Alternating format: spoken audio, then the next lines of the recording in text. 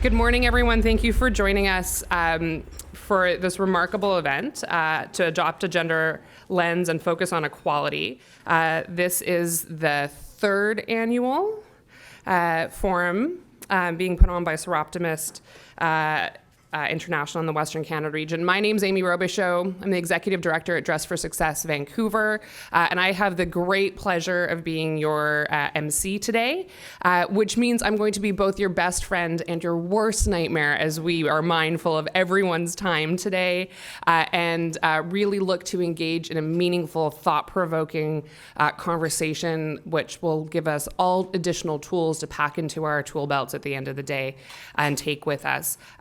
Before we get started, I want to be mindful of the land on which we're gathered today that has been stewarded since time immemorial by the Quayakut First Nation. As part of my commitment to reconciliation and that of the organization I run, Dress for Success Vancouver, we seek to lead our practice and work with our clients in a way that honors the matrilineal leadership that has governed these traditional territories throughout what we now call British Columbia since time immemorial. And for that means connecting with elders, inviting them in to provide advice and leadership to our staff team and our volunteer team.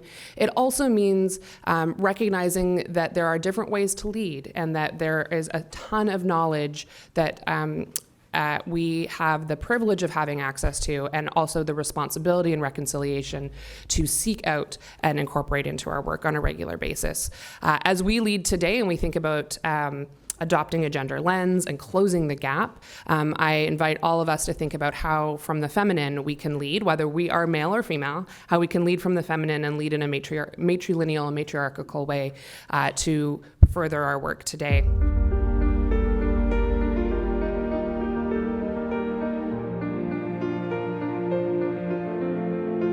Good morning. A few weeks ago, I was in New York City at the UN, and I was listening to the leader from the Republic of Ireland, who also had Bono, rock star Bono, with her, because that's why we all went to the event, just so we could see him.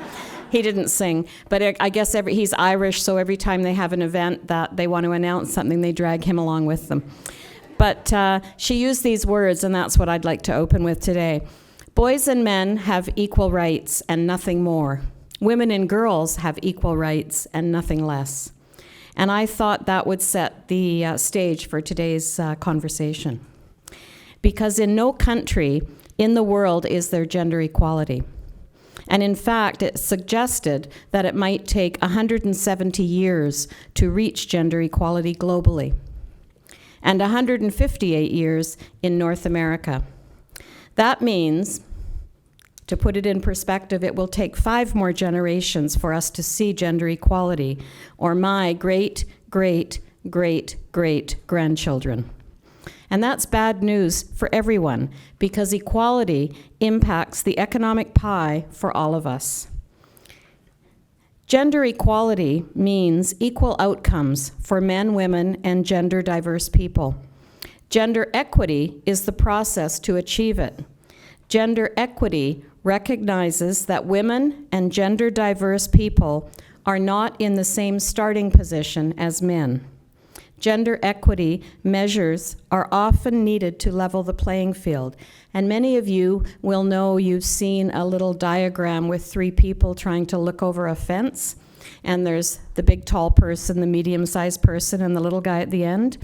And equality means they all got a box to stand on of the same size. But the little guy still couldn't see over the fence.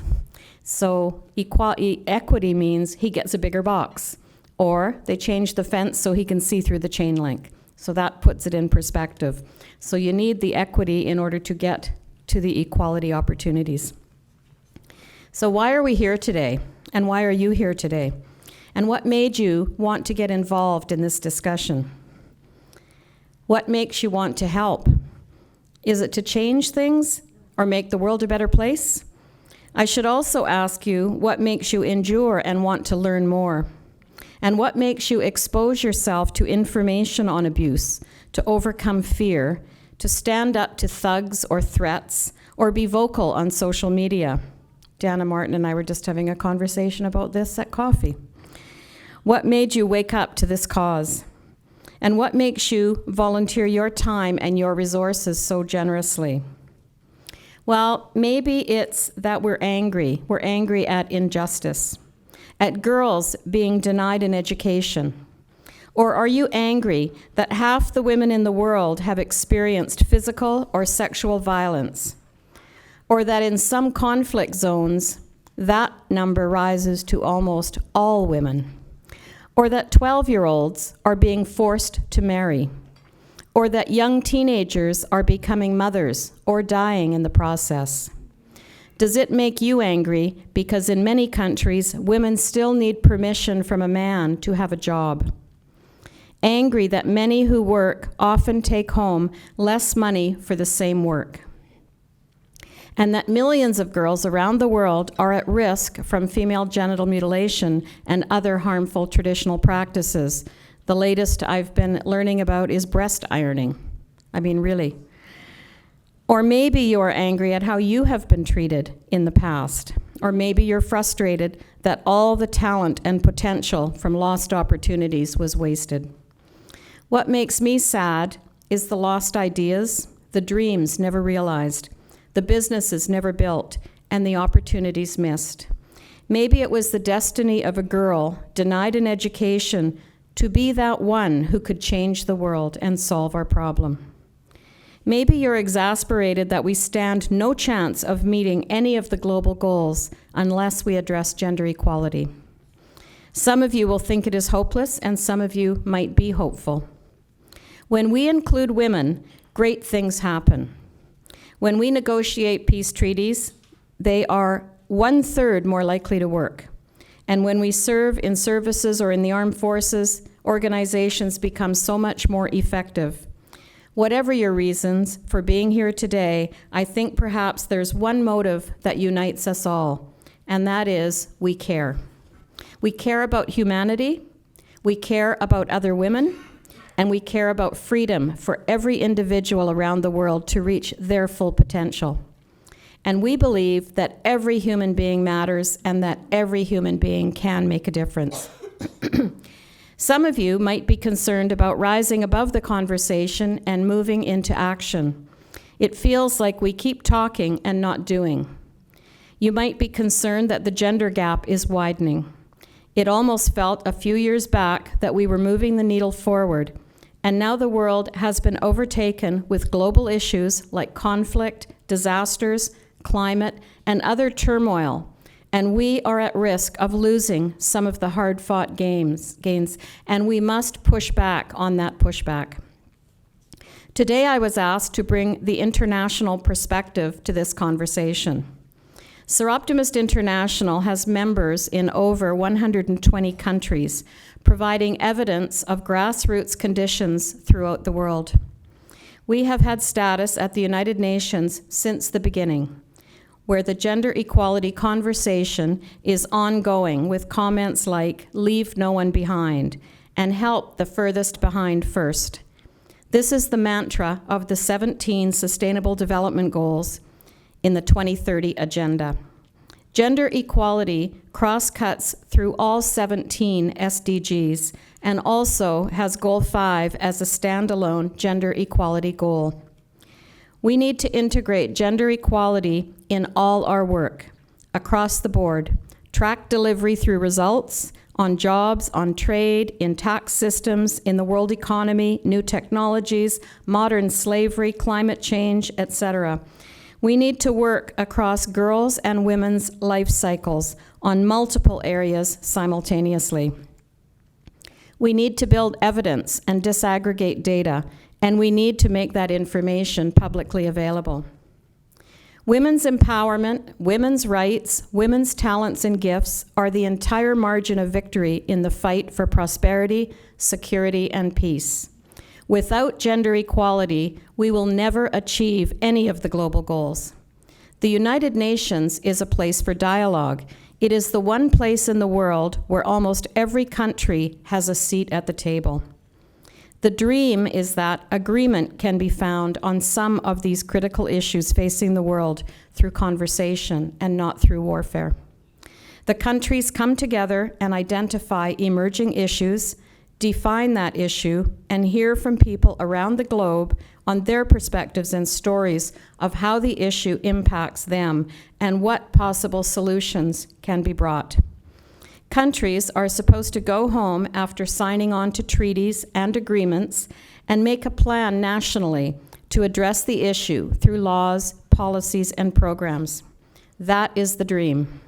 However, without watchdogs and whistleblowers that can report back on the super job they claim they are doing, and if people like us don't challenge their reporting, that statement can stand.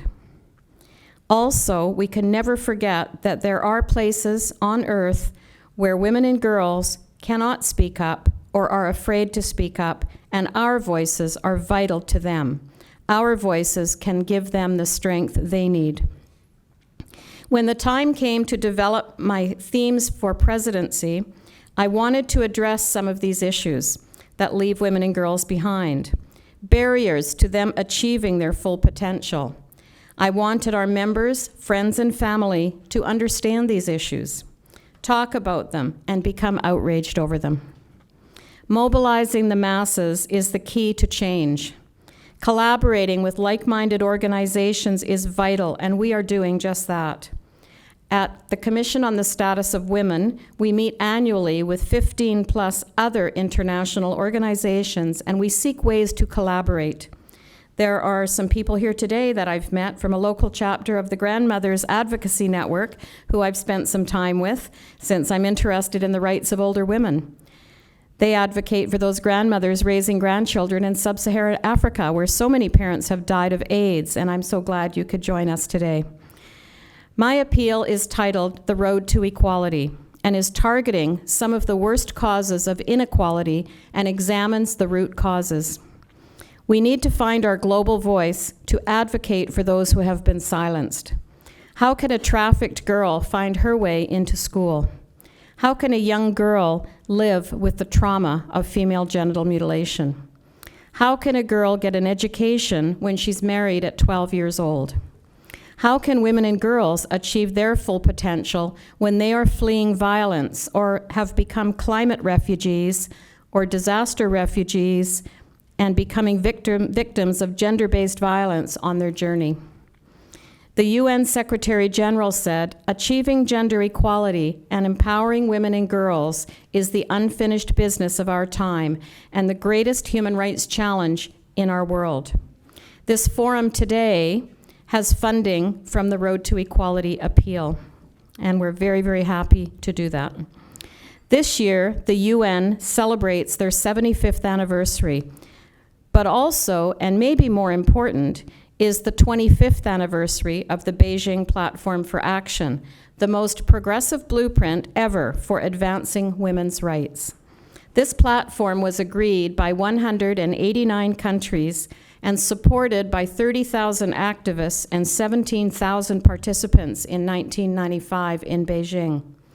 25 years later, the 12 critical areas of concern remain a powerful source of guidance and inspiration. This platform imagines a world where each woman and girl can exercise her freedoms and choices and realize all her rights, such as a life free from violence, to go to school, to participate in decisions, and to earn equal pay for equal work. The political will and visibility connected and reinforced women's movements on a global scale. The promises in Beijing have translated into concrete changes in individual countries, ushering in enormous improvements in women's lives. More women and girls than at any previous point in time serve in political offices, are protected by laws against gender-based violence, and live under constitutions guaranteeing gender equality. Regular reviews every 5 years have sustained this momentum. This coming week, we will attend the events in New York at the Commission for the Status of Women for the 25th anniversary year review. And with at least 100 members of our Soroptimist delegation, we will discuss the troubling trends, the use of state sovereignty to roll back women's rights and restrict our voices. We are seeing the voices of human rights advocates and journalists who document human rights abused, silenced, and many murders have been documented. We must continue to work with other like-minded, non-governmental organizations to speak out against injustice. However, advocacy begins at home. It is important for each of us to advocate locally, nationally, because that's where change occurs. I hope the day is inspiring, and you will talk with people you meet after you leave here today. Thank you, and I would like to close with a poem, and it's titled, "Isn't It Right? We Are Equal." Isn't it right that every child should have a bed, to have a roof over their head? Isn't it right that every child should be shown affection, be safe, secure, and have protection? Isn't it right? We all have a right to an education, seek help, receive the right medication. Everyone has the right to good nutrition, not malnutrition. We are equal. We have the right to enjoy school, be treated kindly, not like a fool. We should all speak our minds. Our rights should not be declined. We are equal. We all have the right to follow our dreams. Isn't it right? We shouldn't judge in looks, comparing ourselves to models in magazines and books. Isn't it right? Express yourself. Don't be afraid to stand up. Be you. We are equal. Suicide is a major problem among teens. We don't let them blossom into individual human beings. Be yourself. Don't be scared. We are not always here to be compared. We are equal. There is no one like us on earth. We are special. Everyone is valued the same amount of worth. We are all on the same level. We are equal. Isn't that right? Thank you for being here today, and I look forward to the rest of the speakers. Thank you.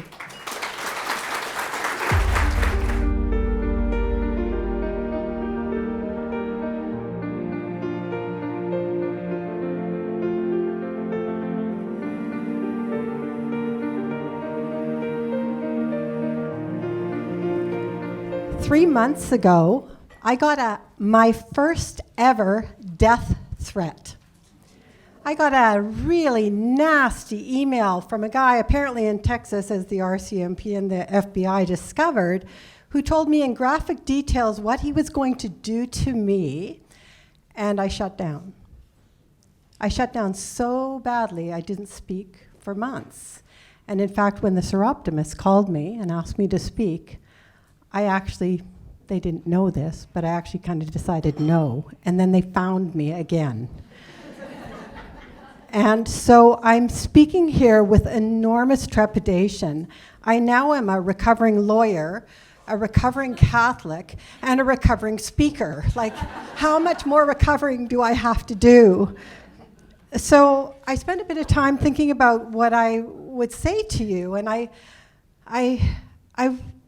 went through my files and I looked at what I'd said before, and nothing rang true. And then I had this memory come into my head, and it was me as a 12-year-old girl in a Catholic cathedral with my family of 7, sitting there with my white gloves on and my little beanie on my head, because those of you who are my age know that as a Catholic girl, you can't receive God directly. You have to have a hat on your head. And I was looking up at the church, at the front, at the altar, and this priest in beautiful robes and all these altar boys, and I wanted to be an altar boy. I wanted to be a priest. And I remember, if you're Catholic, you know this, the Mass lasts about an hour, and about 40 minutes of that is the most painful, boring talk by a priest. It's called the sermon. Anyways, that's way back then. I'm sure it's different today. But I remember thinking this one thought: just give me 5 minutes. Just give me 5 minutes, and I'll change the world. And when this thought came back to me, I thought, how dare you not take this opportunity to speak at this amazing event that these women have put together. And as Amy said, you're spending Saturday here. Oh, for goodness sakes, Maureen, put your big girl panties on, right? Yay! So here I am, and I really only have 2 things to say to you, so I'm going to tell you them right now in case you decide to fall asleep. Number 1 is we live in a society that was built by a small group of men. That's number one. Number two, the foundation of that society is based on two fundamental but terribly false ideas, which I'm going to call hierarchy and dominance. And I'm going to tell you a little bit about them now. So I just want to start by saying I wasn't always a feminist. I did practice law for a very long time, and I think I was drinking the Kool-Aid pretty regularly. And I climbed that corporate ladder like nobody could climb it. And I didn't think there was anything holding me back, and then one day I woke up. And if you want to know the details of that, you can watch my TEDx talk that I did at SFU, and it was terrible. It was terrible. Everything that I thought was true was false. Everything that I believed in, I didn't. But the good news is, it sent me off in a specific course and direction. And the reason I'm here today is because I wrote 3 books. 1 on motherhood, how it holds women back. 2 on corporations and how they hold women back. And 3, which my talk is on today, on how all of society holds women back. And I'd like to say I wrote this book for you, but I didn't. I wrote it for my daughters because I could not stand the thought that they would have to spend 8 years and read 3,000 books to figure out what's going on. So here I am today to tell you what's going on and to help you gain a tool. So I have my 2 things I'm going to tell you about, and then I'm going to give you the tool, which is that tree in front of you on the desk there.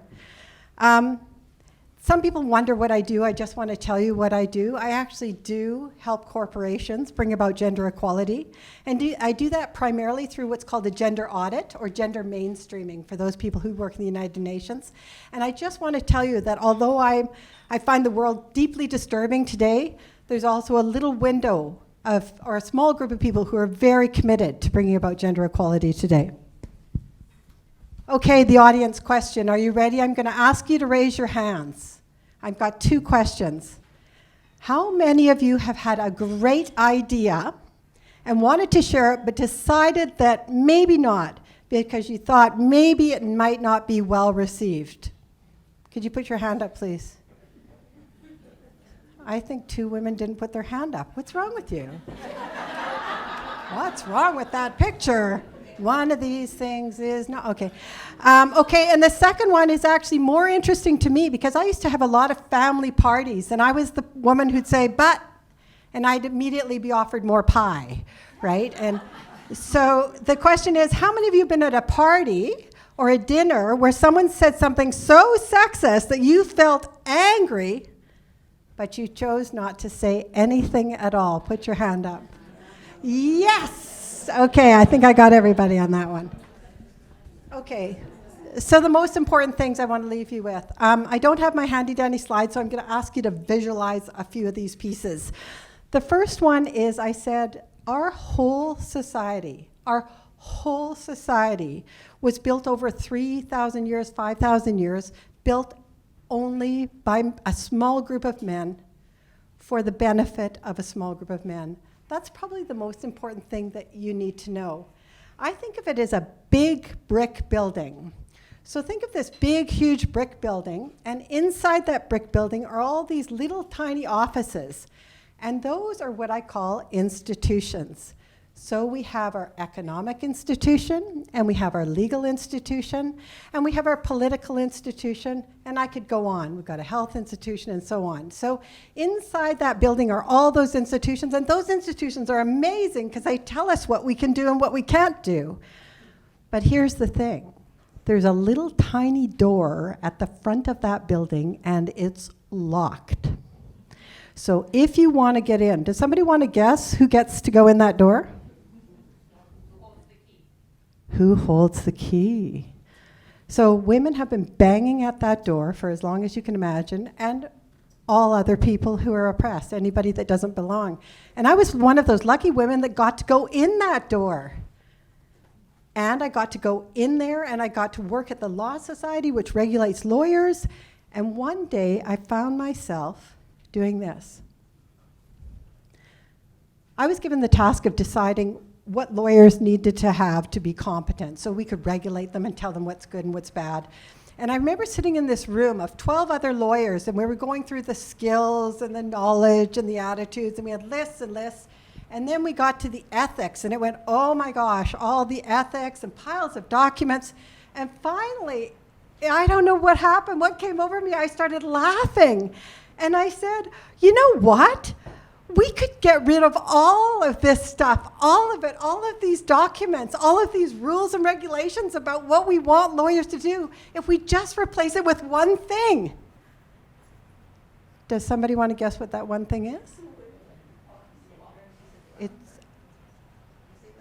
Oh, okay, so guess what? Lois wins the prize.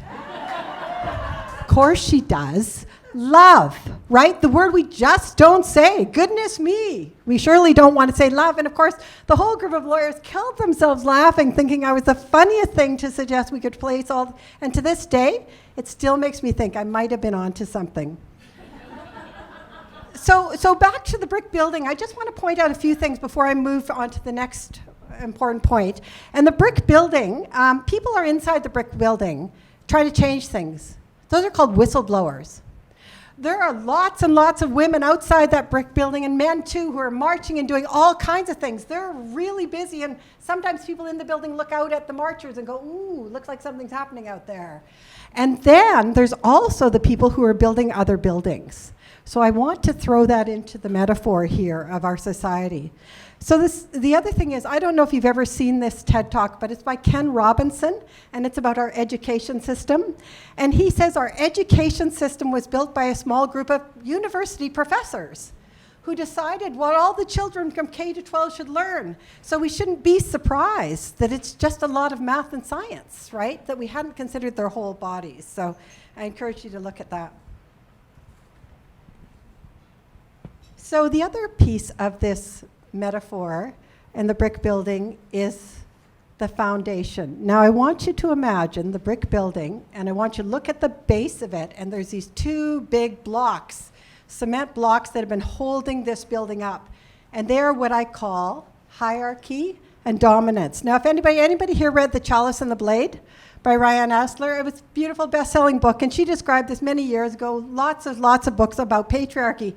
And they make it kind of confusing, but it's really not that confusing.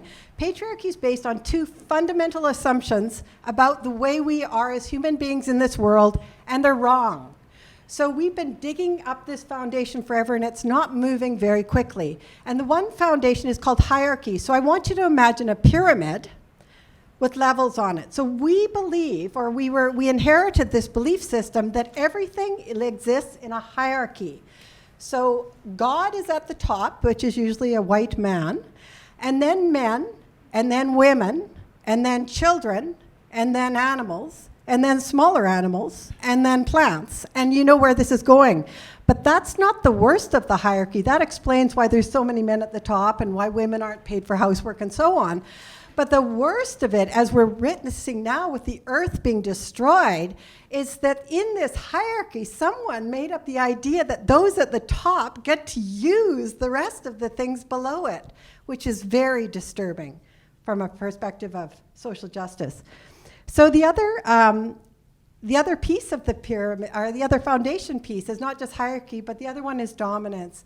And this, of course, the people who work in international spheres know this very well. But a long time ago, when society was being invented, we thought human beings were really stupid and barbarians. And so we created all of these laws about how we could control them. And we agreed that the best way to control them was through dominance, aggression, strong-arm violence. And we're still living in the remnants of that with war and so on. But from a gender perspective, it also makes you understand a little bit about why we tolerate such wife abuse and murder.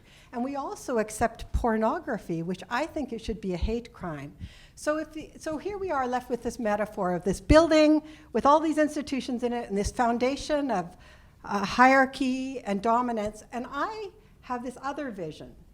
I have this vision that we replace these two foundation pieces with a circle and with a heart, with the idea that we're all equal and we're all in this together.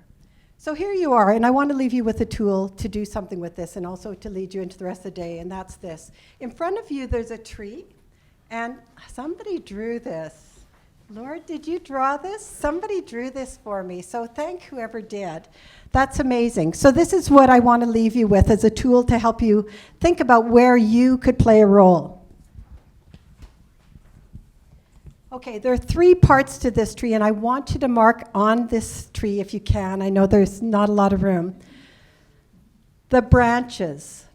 The branches are what we see. So Sharon already alluded to a lot of those. So we see rape, and we see violence, and we see girls not being educated, and we see female genital mutilation, and we see all these things. So you see these on the branches of the tree. And the other way of looking at it, and I'll ask this as a question for the audience, how many of you are active at trimming those branches? Put your hand up. Okay, that's pretty well everybody. Of course it is, because you're funding education for girls overseas, you're trying to stop female genital, you're doing all of these things, and that's what I call trimming the tree. And then I want you to look not just at the branches, I want you to look at the roots. And that's the piece, the little piece that I add to this picture, which is the institutions. So each of those roots is an institution. So you've got legal, economic, and social, which are your huge roots, and they intertwine. And you've got healthcare, and you've got education, and so on. So when you're looking at this as a metaphor, you want to say, what am I doing? Am I working on the branches and trimming the branches? Am I also working at surfacing these roots and trying to question them? And then the most invisible piece of this picture at all, and the one that I'm deeply interested in, is the soil. And the soil is our values and our beliefs as a society. Now, if that soil was just love and caring and compassion, those institutions would have a very hard time existing in that soil, but they're not. And a lot of beliefs, I've written a lot about the unconscious beliefs we carry around about what women and men should do and how they should behave in society. And it's all unconscious, so that's where it is, the soil. So I want to leave with one, I want you to leave and go ahead and work all this up as much as you'd like to in smaller groups. But the other piece that I often don't even mention is what I call the fertilizer. And that is love, that is compassion, that you can do today. You can be the person, even if you don't want to play with the tree and the roots of the branches, you can actually continue to show love to yourself, number one, and to everybody around you. So I'd like to leave with the most beautiful quote. A friend of mine, Anita Roberts, who created the Safe Teen program, who I adore, gave me this poem a few days ago. I have 2 daughters, and they are 21 and they are 22. And I promised myself that I would leave the world in a little bit better shape for them. I want them to be strong and courageous and all of those things and be the best they can be.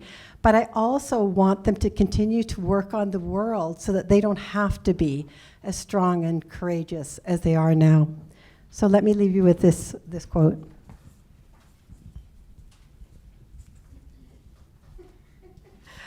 I love poetry. Who writes poetry here? Okay, I need a lesson. I find it so powerful. And okay, you call me later. All right, okay. Can you feel it? Women waking up all over the planet and shaking men awake as well as they thunder out of their nice, quiet, polite dream state and apply themselves to the daily task of moving Mount Patriarchy. Thank you very much.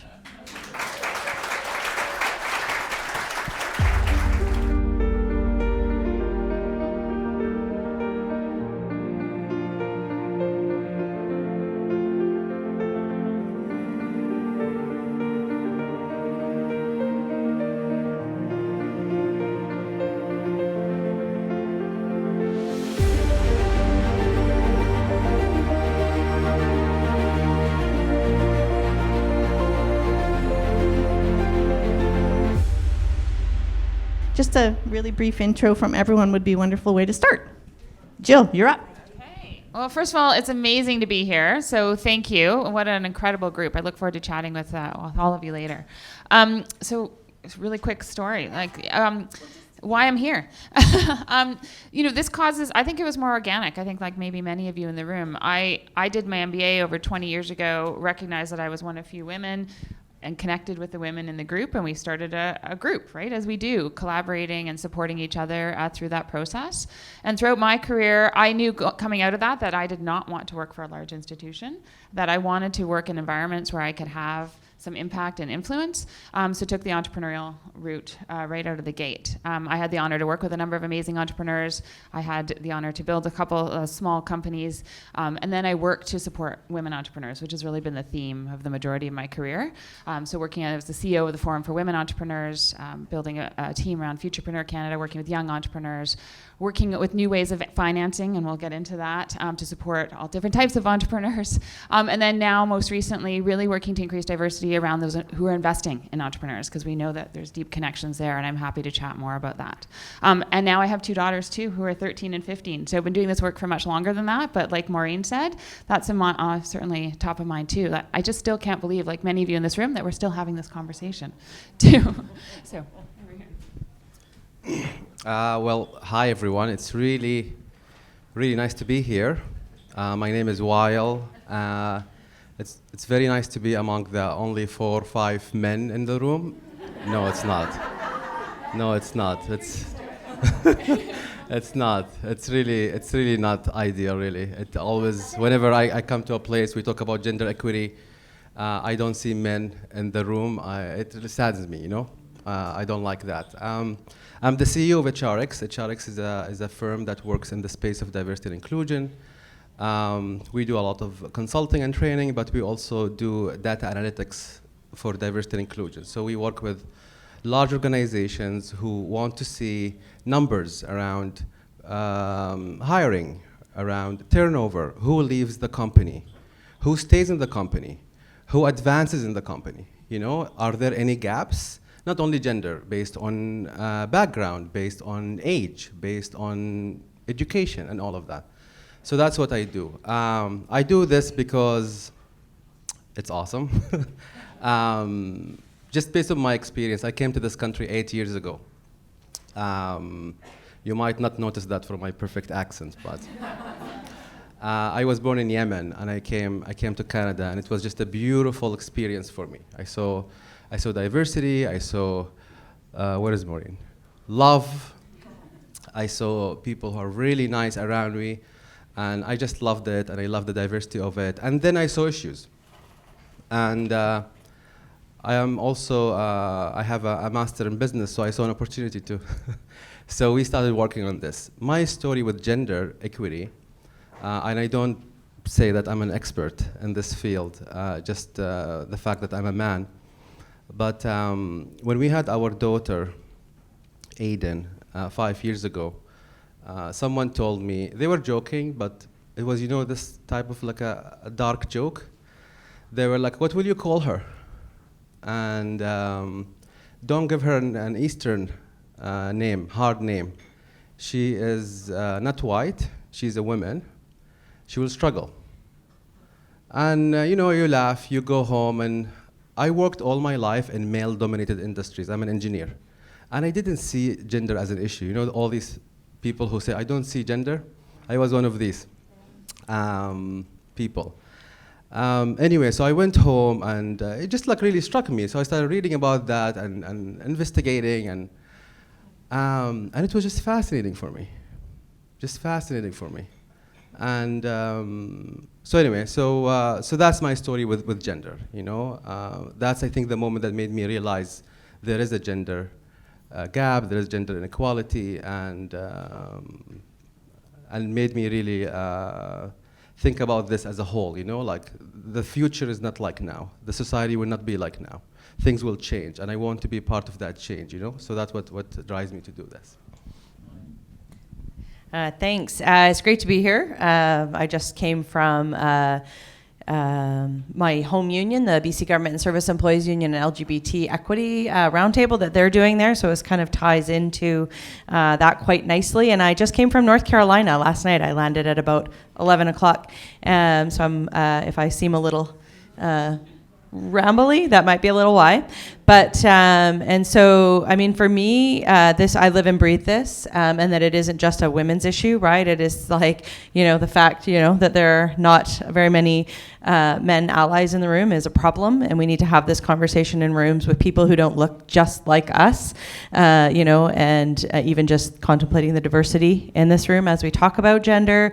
And gender's always been an issue. I was born in this body, right? And so it's always been on my mind, and it's always been in the labor movement where I come from an issue. When you look at the top tables in the labor movement or at any corporations or government, unless there is intentionality and sometimes quotas and legislation or constitutional language to ensure that the people that aren't at the table get to the table, they're not going to be at the table. Right? And so through my labor activism, through my political activism and all of that, started making sure that there actually is language to ensure that both gender, and not just women and men, making sure that we're including those in the gender, all those in the gender binary, right? And you look around the room and contemplate that.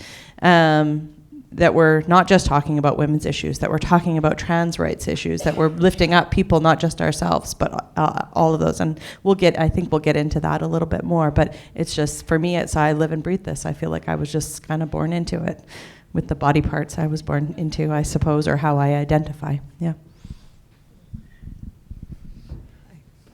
So thank you for the invitation. My name is Sean Bays. I work for the Elizabeth Fry Society, and I would say for me it was that I grew up as a child of the 60s, so I'm obviously aging out.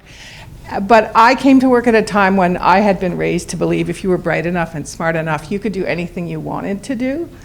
And I came to work in the child welfare system, and what I saw was women giving up their children. And I came to realize it was because they were the last people standing. They had no resources, and that's what had happened. And then I went to work in the criminal justice system, Elizabeth Fry again, and saw women incarcerated in far harsher conditions than men.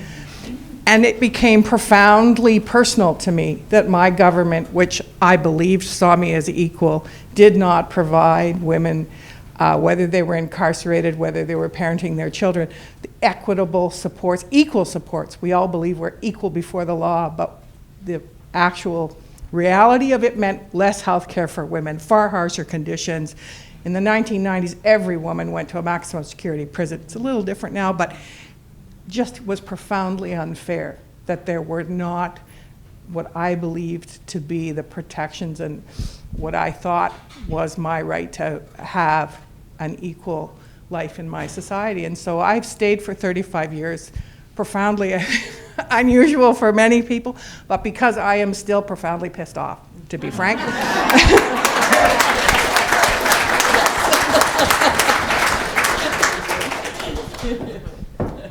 Thank you very much. So as you can see, we have a wide array of life experiences, and we have, well, starting on this end, not-for-profits, labor, private business, and then a mix of not-for-profit and private business. So we've got all kinds of stories and experiences here in front of us today. So I'm going to pick your brains a little bit around that, and so you just get some real life experiences and stories.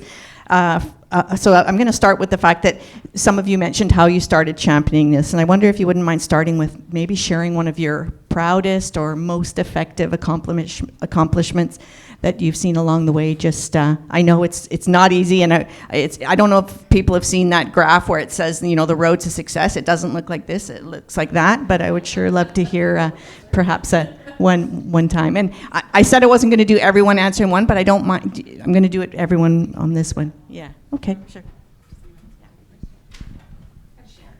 I'll start. Yeah, you give me a mic, I'll start. I have to say one of my proudest moments is I'm an active BC NDP member. I'm just going to out myself. And I'm a proud BC NDP member despite all the things that are going on in the world. It's complicated and all of that. We can talk about that on the break. But for me, being one of many women who made sure that equity language with regards to the nomination process with new candidates was built into our Constitution. That was one of the proudest moments that I had as an activist and as a woman, as a queer woman, making sure that when an MLA retires, an incumbent we call them, when they retire, they are not replaced with, the richest, whitest man who steps up and can win the nomination, but that there is some intentionality to replacing those folks with gender diverse, with people with disabilities, with people of color, and folks from we'll call, I'll use SOGI, sexual orientation and gender identity community, which is my community, that there is space for those folks in those seats, and which is why now we have a government that does not look like all white men. That was intentional. It took years. It took 3 conventions, I believe, to get that language passed at the convention. And every convention since then, with the exception of the last one, there has been a bit of a pushback in trying to roll that back. And so it is by many hands of many, many people who built that in. But I was very proud to be in the room when that happened and be part of the team that helped keep it there. So, yeah.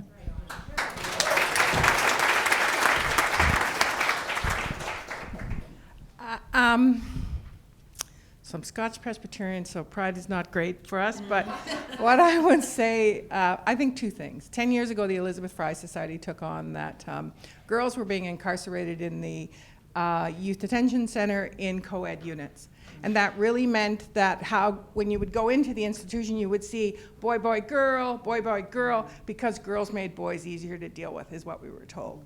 What it really meant is that they would tell us about being groped, pushed into corners. And so I think we think our society's fair. It's really not. They're just asking if you can put it a little bit closer to your mouth. Talk into the mic. Yes. Okay. So, so when we took that on, there was a lot of pushback. And I think for me, what's been most gratifying is that girls now have their own living units. There are still a lot of issues around that, but we did see a gender-based curriculum instituted. Girls didn't have to go to school with boys. And the reason that's important is girls go to prison usually younger than boys. And boys have multiple crimes, so of course, they look up to them like they're God. And they got recruited into drug running and prostitution there, and that was not good. And so I would say that, and the current campaign we're on, which is no matter who you are, for children, no matter who, no matter where, no matter why you live with the people you live with, that every child in our country should have the same rights, entitlements, and benefits as every other child.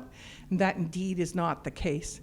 We have structured our system so that Revenue Canada has an algorithm that pulls out people who fall within it, predominantly Indigenous families. So those children have far less ability to receive the child benefit in our country, which we think every child gets, not indeed the case. We're missing 500,000 children from getting the child benefit, partially because of how we're choosing to manage that. Secondly, the child learning bond, which is the entitlement of children, every child to have. Again, our province is the best at 40%, but that means 60% of children aren't getting it. And when you look at who that is, it's poor children who are marginalized. In our province, no child who's in government care has the child learning bond if the government acts on their behalf, because they take the position they can't register them. What does that mean?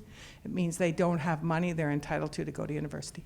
So those are the things that for me are important that we fight on, and I believe they support women because women tend to be the caregivers, particularly in Indigenous communities. It's grandmothers. They're the people who on pensions are raising children with not the money those children are entitled to. So you can tell I care. So. Thank you for that. A lot of interesting and many new facts. We're going to have a question and answer period at the end, so if you start to write down questions, we'll have about 15 or 20 minutes at the end to ask questions directly. Okay. Tough acts to follow. Maybe I should have gone first. Amazing. I'm gonna share two things. One, just because it's top of mind, some of you have been involved, but We for She, I'm only holding this up because we just released the report yesterday from 2019. Tina Strelke from Minerva Foundation's here in the back is such a critical partner of that. But what I'm most proud of is that the collaboration and the spirit of how that started. So 7 years ago now, working together with 35 different women's business networks across the Lower Mainland, representing women in business, women entrepreneurs, women in law, women in mining, all of those, we recognized that there's obviously power in working together. And it came up, well, there are a number of things happened. I won't get into the full history, but one of the outcomes of working and collaborating was the creation of a Premier's Women's Economic Council when Christy Clark was in power. No political lines. It was agnostic. Anyways, we just wanted, to leverage that to showcase that. But that came together, and then out of that too, we really thought, well, we need voices of many different types of all genders, and so created the first, BC Economic Forum. BC Economic Forum 6 years ago, we had, which was so powerful, and out of that we created these action plans each year, because it's really about focus for action, everybody coming and contributing to those conversations. Over the last 4 years, we've had the benefit of including young girls in grades 10 to 12 from around the province, from rural communities, which has been so powerful. And I think having their voices at the table, interacting with so many different women and men from walks of life, and Weil has spoken at We for She, as has Jake, who's coming later today. But it's really about men and women working together for the economic and social change and supporting the next generation. It's all about the generations working together. So I'd say that's definitely one of my proudest things. And then I just wanted to talk about one other quick thing, because the work that I'm doing now in the finance sector, which is, as we know, can be incredibly powerful, but is incredibly broken. And I focus particularly on supporting women entrepreneurs who are accessing capital in new ways. One stat, 2.8% of venture capital goes to support women entrepreneurs right now. Many reasons for that. A lot of women don't want it, and that's a whole nother conversation, which is great, and I wouldn't either, the way the system's set up now. And then on the other side, when you look at the investment lens, 15% of venture capital partners are women. 17% of early stage investors, or angel investors, are women. So we're seeing this trend, and we know the power of that intersection of finance, innovation, and sustainability is so critical. So there's some disruption happening that I'm very excited about right now.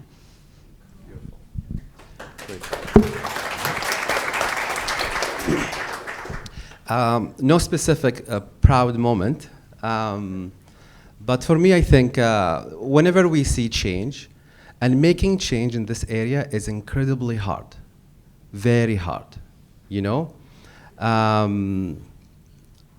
We have biases, we have way of thinking, we have systems, we have, like this whole structure, so trying to make change is really, really hard. But whenever there is someone who was against or not aware or really resisting, and you work and you present data and you present the issue and you make them hear voices in their organization, or if you do a training session and you had really good facilitation, and then someone a year later calls me and say, remember that executive vice president who was really against and was so hard, and I was telling you just be aware of that person, in the training. It's amazing, the change, it's amazing the change that person went through, and I really like that. I come with the mindset of I assume the best intentions of people. That's my assumption. I always think that 99% of us are good people. I grew up in a culture that's very conservative. I had views that I'm not really proud to share with you. Before coming to this country, I thought about women driving, women going out by themselves, my sister meeting someone and deciding who to marry. I had different thoughts that if I tell you what I thought about you, you'll be like, whoa, why are you on the panel? Right? But I came to this I believe that I was a good person, even then. I wanted to do that, that's the culture. That's the system of beliefs. That's the whole roots that makes me think this is the right thing to do, and I should stand for that. And so you come to a different place, different culture, very supportive people who really gently guided me. They didn't tell me you are awful, you have to change, you are from this country, you are from this religion, what are these beliefs? No. They were like, oh, we are very interested. Tell us what you think. Why do you think that? And my wife is one of them, but other people, and they changed me, and they changed me. And I always assume that whenever I meet someone who's very resistant, and I work a lot with, like, as I said, male-dominated industries, really hard industries. Whenever I see someone who's like with these beliefs, you like in my head, I'm like, oh, you remind me of myself. Right? So anyway, so whenever you see that change, that's really, really nice to see. However, to be honest with you, we do a lot of training at HRX. It generates a lot of revenue for us, but I'm not a strong believer in training. I always tell people, putting people in a half-a-day session or full-day session for, 6 hours or 8 hours won't change them. Like, don't have really high expectations. I believe in training as part of a bigger intervention. But whenever we do that and someone says, oh, I really liked it, I really liked how this discussion, or like I changed, or like I am reflecting on this, it's really, really nice to hear that. Thank you.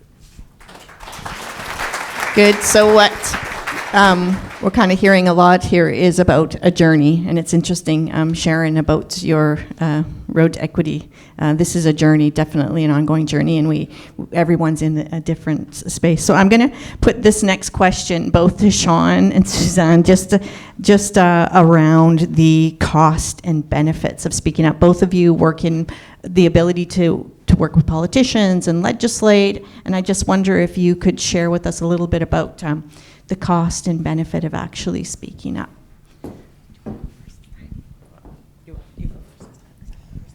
Okay.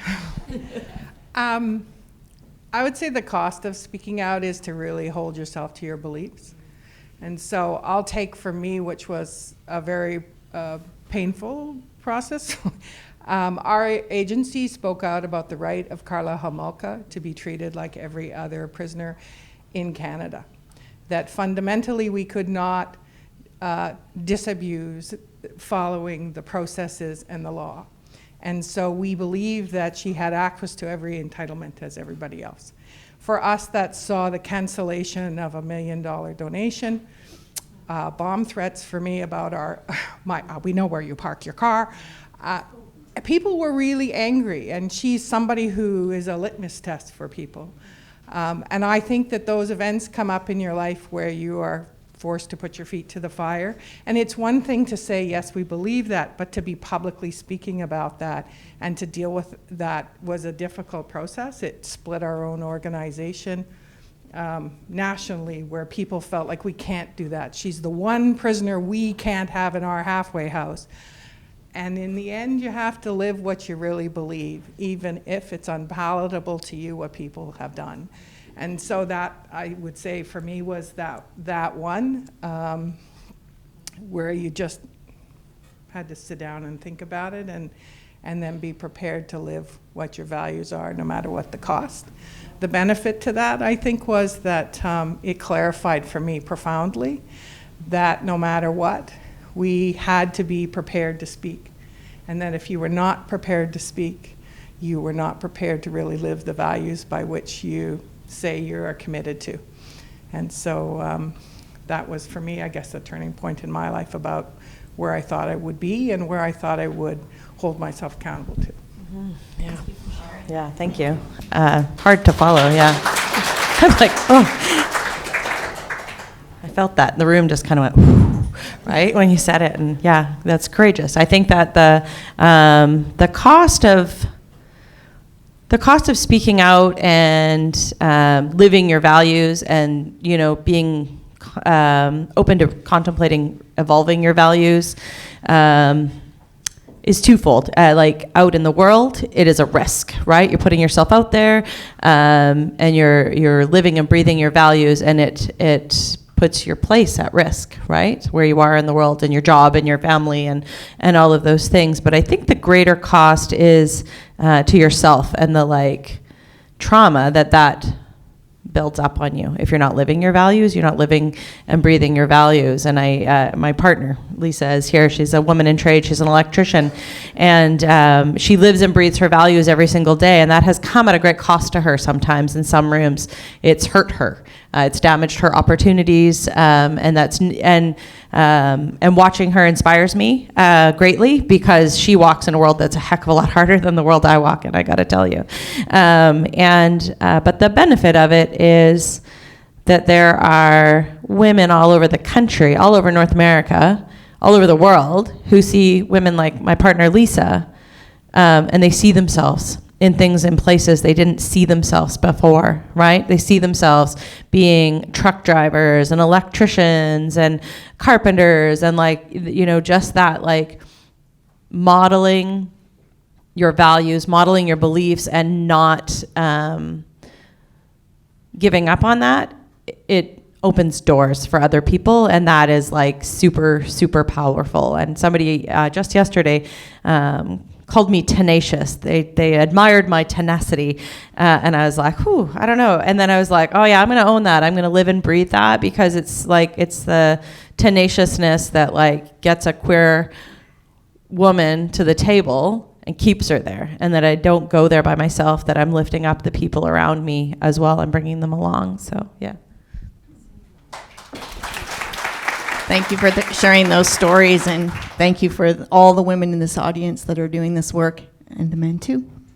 So I'm going to put one to Jill and Weil. This question, as we're talking about speaking out, is just both of you are in private business that can kind of gloss over this topic sometimes. So I just wanted to understand, maybe you could give us some tools or experiences that we could use in this audience to protect ourselves in potentially unfriendly environments, or when it gets uncomfortable to talk about gender in the business environment. Yeah, it's an interesting question, because I think there's so much in that. I think it gets easier as you get older, right? And you I look back, and there were so many times when I did not use my voice over the years, and now I'm at a point where I realize I have to, and it is uncomfortable. And I'll share one example. Recently, I end up speaking on a lot of panels. I think we all do. I love how the conversation is shifting beyond gender diversity to much broader. I love the conversation around inclusion, and most importantly, I love that we're shifting to the conversation around belonging, which is such a different element and so critical. So recently, I was speaking on a panel a couple weeks ago, and just as we were about to go out, it was actually 5 people as well, just as we were about to go out on the panel, we looked around and we recognized we were all white. And it's funny, I actually am getting a reaction just talking about it. And it was so uncomfortable because there were many factors involved in how that happened. The organizers had not intended that, and there was a lens to that, which is so critical. But we walked out on the stage, and the moderator, she did acknowledge it. There was one man, the token man. And the moderator did acknowledge it, but it wasn't strong enough, I don't think, in that acknowledgement. So we got called out on it a couple of times. And it was powerful, because I'm in that all the time. I think about the we for she. We're so intentional about the intersections of all, making sure that we have so many different voices represented all the time, and it's challenging. And so we had a beautiful young Indigenous woman speak up, and it's true, we can only speak from our own perspectives. We had another young woman, a woman of color, who was amazing. And the bravery for them to speak up in a large room was that just shook me to the core. And I went and spoke with those young women after the conversation, and that was powerful. And then I went away, and I went back to the speaker room, and I had this strange, crazy physical reaction. I just felt so. It's I need to use my voice. So I ended up just on the moment, and I kind of looked back, anyways, and I put a tweet out pledging to never be on an all-white panel again. I'm not saying that because it's just it's such a powerful thing, and I took that away, and I think the power of that is that we are shifting away from that, right? That is, we can talk about it, and I'm calling it out now and here, and think that now that's a way that we can continue to use our voices. So. Beautiful, thank you. So a few things really from this conversation. So one of them is, I think it's very important to admit that we are human, we are biased, You know, we reflect on things that we experienced. So I am reflecting on the fact that I'm a man. I am from this country. I immigrated here. This is my color. This is my age. This is my physical ability. We didn't talk about that. This is my mental health state. So I reflect based on that. And when I'm on a panel, I should admit that. And you know, I don't really understand, like I'm not the perfect person on the panel, so people say, hey, you're standing there, you're talking about this topic, but you're not perfect. Yeah, I am not perfect. I talk about my own experience. So that's very important when we talk about this. If we call out someone, hey, you look really very privileged to me. You know, there might be something we don't see that make them not that privileged, right? And we don't see that. You understand me? So we just judge based on what we see. Now, knowing people, exploring, building that connection, we will know more. And we will understand more about people's diversity, right? Now, what appears to us is also very important. Like if you see a panel that's all white, it is all white, that's a fact. That needs to be addressed, right? But I really like the approach of when we reach out to someone to like highlight an issue or like something that they say wrong, we should also admit that we are not also perfect. You know, we are trying to help each other here. So that's number one. Number two, speaking up. Speaking up is very important. When there is an issue or something, we have to speak up. However, I just want us to be like very conscious of how people react to speaking up and how did we speak up. So there's a lot of research that shows that if women speak up, they receive a lot of pressure, you know? So I always like question people like saying, you should speak up, you should speak up, you should speak up. Like we also need to be aware of that. And as you said, like how much experience you have, your age can help you with that. But there are some young people who can't do that. Being a man, I always tell other men, you have to talk about this gender issue. We have to talk. It's very powerful when you talk as an ally, you know, about an issue, right? I would love a white person to stand up and say, hey, racism is an issue, you know? We have communities in this country that are not equal. I would love that. It's very powerful. And probably people will hear that person more than me, right? Interesting, because you are white. You are white. So people listen to you like, oh, if you are talking about the Yemeni community, maybe that's true, right? There's something powerful about us speaking up. The third one is knowledge. You're bringing people around the table and talking about issues and give them vocabulary and names and communication around the issue is very powerful. So if we know that there is something called affinity bias, and I am in a meeting and someone demonstrates that, it's very powerful to tell that person, do you think that's an affinity bias? Versus, I think you were biased. That was really awful. You know, that candidate or that person like experienced this and that. It's just very powerful when we know the language. When we have the language to talk about things and just like depersonalize the issue, right? Take it away from the person and make it an issue. It's very powerful. So these will be like my three tips. Wonderful. And thank you for that about asking. I was in a conflict resolution class last week and they were talking about that, asking.